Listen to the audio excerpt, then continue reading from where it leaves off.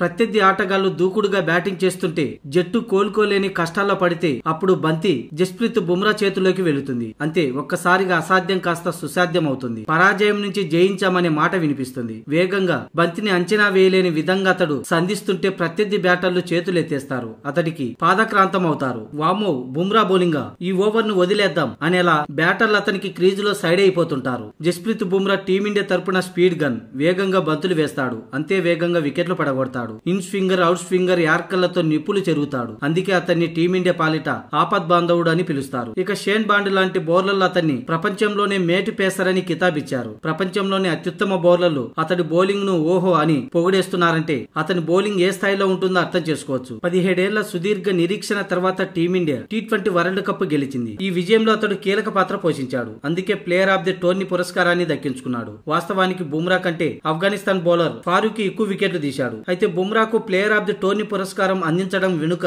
అసలు ఉద్దేశం వేరే. బుమ్రా కేవలం వికెట్లు మాత్రమే కాకుండా ప్రత్యర్థి బ్యాటర్లు పరుగులు తీయకుండా కట్టడి చేశాడు. అందువల్లే అతడికి ప్లేయర్ ఆఫ్ ది సిరీస్ పురస్కారం అందింది. ఈ టోర్నీలో ఆఫ్ స్టంప్ అవతల బంతులు వేస్తూ వాటిని లోపలికి స్వింగ్ చేస్తూ సరికొత్త బౌలింగ్ ను ప్రత్యర్థి బ్యాటర్లకు బుమ్రా రుచి చూపించాడు. మైదానంలో పరిస్థితులకు తగ్గట్టుగా బ్యాటర్ల బలహీనతలను పసిగట్టి బౌలింగ్ చేశాడు. మొత్తంగా ఈ టోర్నీలో 8 మ్యాచ్లు ఆడిన బుమ్రా ఏకంగా 15 వికెట్లు పడగొట్టాడు. అతని ఎకనామీ 4.17గా ఉండడం విశేషం. ఫైనల్ మ్యాచ్ ఓటమి అంచుల్లో నిలిచిన భారత జట్టును తన అద్భుతమైన బౌలింగ్ తో విజయం వైపు చేర్చాడు. 18వ ఓవర్ 2 పరుగులు మాత్రమే ఇచ్చి 1 వికెట్ తీశాడు. దీంతో దక్షిణాఫ్రికా జట్టుపై ఒత్తిడి పెరిగింది. ఆ తర్వాత హర్షదీప్ సింగ్, హార్దిక్ పాండ్యా కూడా బుమ్రా లాగే బౌలింగ్ చేయడంతో టీమిండియా 7 పరుగుల తేడాతో విజయాన్ని సొంతం చేసుకుంది. ఇక ఫైనల్ ముగింపుతో విరాట్ కోహ్లీ, రోహిత్ శర్మ, జడేజా అంతర్జాతీయ T20లకు రిటైర్మెంట్ పలికిన విషయం తెలిసిందే. అయితే వీళ్ళు లేకపోయినా టీమిండియాలో బుమ్రా బౌలింగ్ అటాక్ ముందు ప్రత్యర్థి జట్లకు నరకమే.